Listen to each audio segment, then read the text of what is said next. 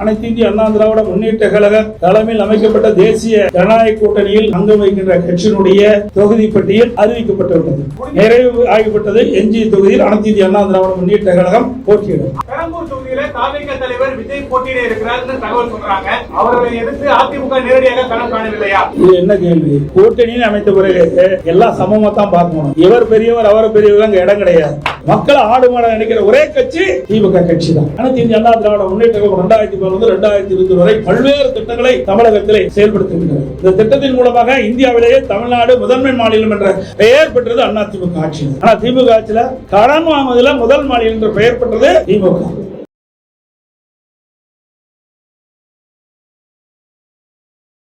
கூட்டணியில் அமைந்துள்ள கட்சிகளுக்கு ஒவ்வொரு கட்சிகளுக்கும் எத்தனை இடம் என்று அறிவிக்கப்பட்டு விட்டது. இப்பொழுது அறிவிக்கப்பட்ட அதன்படி எந்தெந்த தொகுதி எங்கள் கூட்டணியில் இடம்பெற்றுகின்ற கட்சிகள் ஒதுக்கப்படும் என்ற அறிவிப்பை இப்பொழுது வெளியிடுகின்றேன். பாரதிய ஜனதா கட்சி, தேசிய ஜனநாயக கூட்டணியில் அங்கமைக்கின்ற பாரதிய ஜனதா கட்சி ஏற்கனவே 27 இடங்கள் வருகின்ற சட்டமன்ற பொதுத் தேர்தலில் போட்டியிடுவதற்கு ஒதுக்கப்பட்டுள்ளன.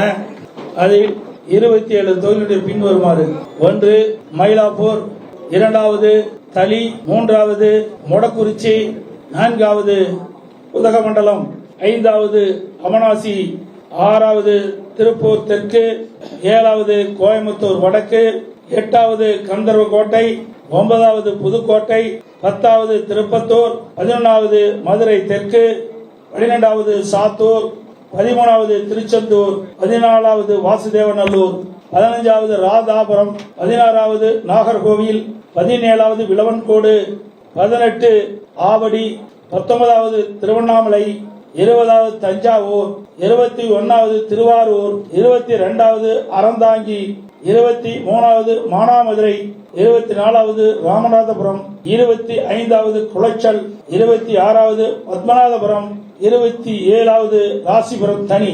இந்த 27 சட்டமன்ற தொகுதியிலும் பாரதிய ஜனதா கட்சி போட்டியிடும். தேசிய ஜனநாயக கூட்டணியில் அங்கம் வகிக்கின்ற பாட்டாளி மக்கள் கட்சிக்கு 18 இடங்கள் ஏற்கனவே அறிவிக்கப்பட்டுள்ளன. அந்த 18 இடங்களில் உள்ள சட்டமன்ற தொகுதியிலே எந்தெந்த தொகுதிகள் ஒதுக்கப்பட்ட விவரத்தை இப்பொழுது தெரிவிக்கின்றேன். 1 சேலம் மேற்கு, 2வது தர்மபுரி, 3வது பெண்ணாகரம், 4வது விக்கிரவாண்டி, 5வது சோளிங்கர், 6வது மயிலாடுதுறை, 7வது திருப்போரூர், 8வது உத்திரமேரூர், 9வது ஜெயங்கொண்டம், 10வது போலூர், 11வது செஞ்சி, 12வது விருதாச்சலம், 13வது ரிஷிவந்தியம், 14வது காட்டுமன்னார் கோயில், 15 கீழ்வேலூர், 16 பெரம்பூர், 17 சேலம் வடக்கு, 18 அம்பத்தூர். இந்த 18 சட்டமன்ற தொகுதிகள் பாட்டாளி மக்கள் கட்சி போட்டியிடும். அம்மா மக்கள் முன்னேற்ற கழக கட்சிக்கு ஏற்கனவே 11 சட்டமன்ற தொகுதிகள் அறிவிக்கப்பட்டுள்ளன.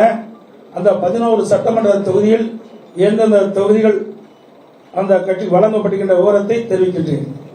1 பெரியகுளம், 2வது மன்னார்குடி, 3வது திருவையாறு, 4வது காரைக்குடி, 5வது திருப்பத்தூர் மாவட்டம், 6வது நாங்குநேரி, 7வது ஒட்டப்பிடாரம், 8வது திருச்சிராப்பள்ளி மேற்கு, 9வது சைதாப்பேட்டை, 10வது பூந்தமல்லி, 11வது மடத்துக்குளம். இந்த 11 சட்டமன்ற தொகுதியிலும் அம்மா மக்கள் முன்னேற்ற கழகம் போட்டியிடும்.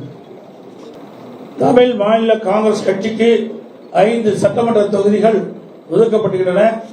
அந்த தொகுதியினுடைய விவரங்கள்: 1 ஒட்டஞ்சத்திரம், 2 ஈரோடு மேற்கு, 3வது ராணிப்பேட்டை, 4வது கிள்ளியூர், 5வது கும்பகோணம். இந்த 5 சட்டமன்ற தொகுதியில் தமிழ் மாநில காங்கிரஸ் கட்சி போட்டியிடும். இந்திய ஜனநாயக கட்சி போட்டியிடுகின்ற விவரங்கள்: 1 பல்லாவரம், 2 குன்னம். 2 சட்டமன்ற தொகுதியிலும் இந்திய ஜனநாயக கட்சி போட்டியிடும். தமிழக மக்கள் முன்னேற்ற கழகத்திற்கு 1 இடம் ஒதுக்கப்பட்டிருந்தன. அதனுடைய விவரம்: விருதுநகர் மாவட்டம் ராஜபாளையம் சட்டமன்ற தொகுதி ஒதுக்கப்பட்டிருந்தது. புரட்சி பாரத கட்சிக்கு 1 இடம் ஒதுக்கப்படுகின்றது. அதனுடைய விவரம் திரு கீழ் வைத்தியான் குப்பம் அந்த கேவி குப்பம் தனி அந்த தொகுதிக்கு இந்த தொகுதியை புரட்சி பாரத கட்சிக்கு ஒதுக்கப்பட்டுள்ளன. அனைத்து இந்திய அண்ணா திராவிட முன்னேற்ற கழக தலைமையில் அமைக்கப்பட்ட தேசிய ஜனநாயக கூட்டணியில் அங்கம் வகிக்கின்ற கட்சியினுடைய தொகுதி பட்டியல் அறிவிக்கப்பட்டு விட்டது, நிறைவு ஆகிவிட்டது. எஞ்சிய தொகுதியில் அனைத்து இந்திய அண்ணா திராவிட முன்னேற்ற கழகம் போட்டியிடும். இது போக மீதி கழிச்சுக்கணும். நீ கணக்கு போட்டுக்க, நான் சொன்னேன்ல எத்தனை இடம் நீ கணக்கு மீதி எஞ்சிய தொகுதியில் அனைத்து இந்திய அண்ணா திராவிட முன்னேற்ற கழகம் போட்டியிடும். விரைவில் எங்களுடைய போட்டியிடும் தொகுதிகள் அறிவிக்கப்படும்.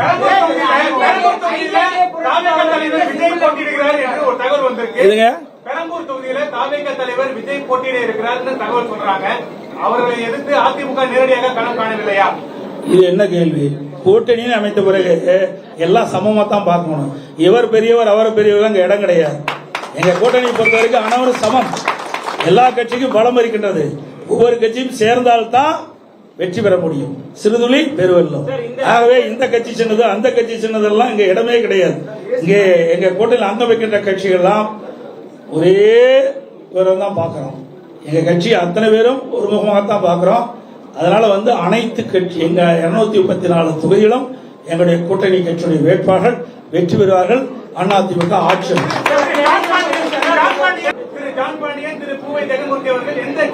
அதெல்லாம் விருப்பம். எங்களெல்லாம் திமுக மாதிரி எல்லாம் கண்டிஷன் கிடையாது. எங்க கட்சியில் இருக்கிறதெல்லாம் ஜனநாயக முறைப்படி செயல்படுகின்ற கட்சி. அந்தந்த கட்சிகள் என்ன விருப்பம் இருக்குதோ அந்த கட்சியின் அடிப்படையில் போட்டியிடும். இந்த தேர்தலை பொறுத்த வரைக்கும் ஆளும் கட்சியான திமுகவை எதிர்த்து நீங்க ஒரு பலமான ஒரு கூட்டணி உருவாக்கிருக்கீங்க. மற்றொரு புறம் தனித்து தாவேகா மற்றும் நாம் தமிழர் கைதாங்க. இப்ப இந்த தேர்தல் மூலமாக இந்த எதிர்ப்பு ஓட்டுகள், அதிருப்தி ஓட்டுகள், அரசு மீதான அதிருப்தி ஓட்டுகள் பிரியறதுக்கான வாய்ப்புகள் உள்ளதா சொல்லப்படுது. இது உங்களுக்கு எப்படி அது பாதகமா இருக்குமா சாதகமா இருக்கு? ஊடக நபருக்கும் பத்திரிகை நபருக்கும் சொல்லி தெரிய வேண்டிய அவசியமே இல்லை. பிரதான கட்சி அதிமுக கட்சி. எங்க கூட்டணியில் அங்கம் வைக்கின்ற கட்சிகள் எல்லாம் வாக்கு வங்கி உள்ள கட்சிகள். நாங்கள் எல்லாம் ஒன்றாக சேர்ந்திருக்கின்றோம். எதிர்ப்பு ஓட்டு எங்க கூட்டணியில் அங்கம் வைக்கின்ற கட்சிகள் போட்டிக்கின்ற தொகுதிக்கு தான் கிடைக்கும். அதுல எந்த மாறுபட்ட கருத்து கிடையாது. ஏற்கனவே அனைத்து இந்திய அண்ணா திராவிட முன்னேற்ற கழக தலைமையில இருக்கிற கூட்டணிகள் எல்லாம் அமைத்து போட்டிட்டு இருக்கிறோம். மக்கள் திராவிட முன்னேற்ற கழகத்தை அகற்ற வேண்டும் என்ற முடிவுக்கு வந்துட்டாங்க. மக்கள் கொதித்து போய் இருக்கிறாங்க. அனைத்து இந்திய அண்ணா திராவிட முன்னேற்ற கழகம் கடந்த 5 ஆண்டுகளுமாக பிரதான எதிர்கட்சியாக சட்டமன்றத்திலே மக்களுடைய பிரச்சனையை எடுத்து வைத்து மக்களுக்காக வாதாடி இருக்குது. அதான் பார்க்கணும். மக்களுக்காக போராடுகின்ற கட்சி அதிமுக கட்சி. இங்க கூட்டணியில் அங்கம் வைக்கின்ற கட்சிகள் அனைத்தும் மக்களுக்காக போராடி கொண்டிருக்கின்றனர். எந்தெந்த இடத்துல மக்களுக்கு பிரச்சனை இருக்குதோ அந்தந்த இடத்துல எங்களுடைய கூட்டணி கட்சி தலைவர்கள் ஏற்கனவே அவர்கள் மக்களுக்காக சேவை செய்து கொண்டிருக்கிறாங்க. மக்களுடைய பிரச்சனையை தீர்ப்பதற்காக அரசுடைய கவனத்திற்கு கொண்டு வருவதற்காக போராட்டங்களும் ஆர்ப்பாட்டம் நடத்தி கொண்டிருக்கின்றார்கள். ஆக அப்படி இருக்கின்ற பொழுது எதிர்ப்பு எங்க கிடைக்கும்? மக்களுக்காக யார் குரல் கொடுக்கிறாங்களோ அவருக்கு தானே கிடைக்கும். வீட்டில் இருக்கிறவங்களுக்கு கிடைக்காது.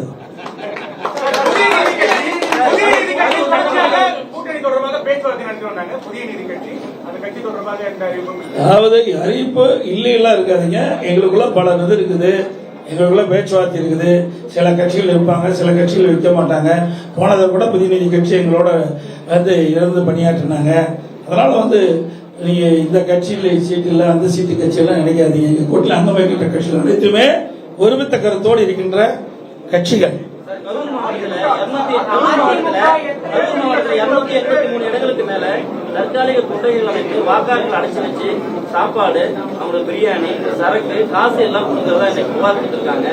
ஏற்கனவே கடந்த தேர்தல் இதே மாதிரி அட்டுழியம் பண்ணிருக்காங்க. கொளத்தூர் அண்ணா நகர் சட்டமன்ற தொகுதியில வாக்காளருடைய கைபேசி எண்ணை வாங்கி கூகுள் பே மூலமா பணம் அனுப்புறதா சொல்றாங்க. இதையெல்லாம் தயவு செய்து பத்திரிகையில போடுங்க, ஊடகத்துல போடுங்க, மக்களுக்கு தெரியட்டும். இதையெல்லாம் கொண்டு போய் சேர்க்கக்கூடிய பொறுப்பு ஊடகத்துக்கும் பத்திரிகை தான். நாங்க தேர்தல் ஆணையத்துக்கு தான் கொடுப்போம். ஆனா பத்திரிகை என்பது, ஊடகம் என்பது மிகப்பெரிய ஆயுதம். இதை நீங்க பயன்படுத்தி நாட்டில் நிலவுகின்ற பிரச்சனையை, நீங்க சொன்ன மாதிரி இன்னைக்கு கரூர்ல பூரா கொட்டகை போட்டு வச்சிருக்காங்க. ஆடு மாடு அடைக்கிற மாதிரி மக்களை அடைக்கின்ற ஒரே கட்சி திமுக கட்சி. பண பலத்தை வச்சு மக்களை விலைக்கு வாங்கலாம் நினைக்கிறாங்க. அது ஒருபோதும் நடக்காது. இவருடைய 5 ஆண்டு கால ஆட்சியை மக்கள் பார்த்துட்டாங்க. ஆக இன்றைக்கு மக்கள் இந்த ஆட்சியை தூக்கி எறிய தயாராகிவிட்டார்கள்.